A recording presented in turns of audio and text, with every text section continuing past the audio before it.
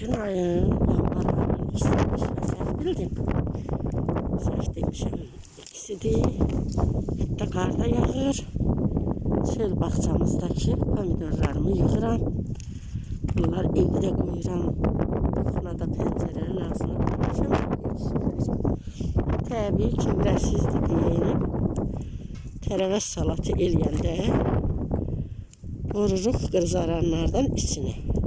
Təbii gübrəsiz. Düzdür. Çox dadlıdır. Bax, buna şaxta da deyil. Şaxta vuran tərəvəz həmişə dadlı olur. Bunu da buradan sizə deyim. Bilin. Çox ləzzətli olur. Həqiqi ləzzətli olur. Təcrübə eləyib bilərsiniz. Yayın ləzzəti ilə indininki ləzzəti bir deyil. Yayda bir başqa yay ləzzəti var tərəvəzlərdə.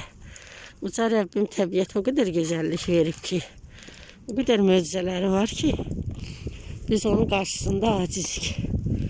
Çox gözəl dad verir bunlara. Bunlar xarab olub ki, Rəbbimin verdiyi nimətlərə şükür eləməyi bacarmalıyıq.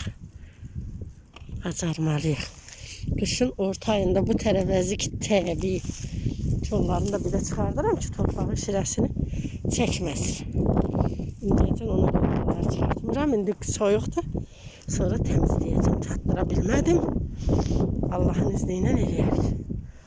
Bax, bunlar da çox gözəldir. Allah veribsə bunu bizə şükür etməliyik. Bacarmalıyıq şükür. Allah verib. Qışın orta ayıdır. Yanvar ayının ikisi demək, qışın orta ayı deməkdir. Elə bildik. Allah'ın verdiyi nimətlərə sonsuz şükürlər olsun. Yığacam, evə qoyacam, yetişəcək qəşəng. Yetişir də. İndi evdə var çəkmişim.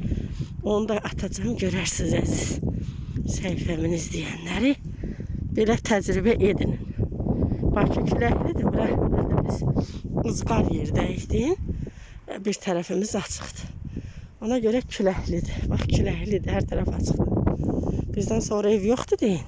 Amma həyət evində olub, binanın 4 tərəfi örtülü olanlar bunu təcrübə edin. Qəşəng olur.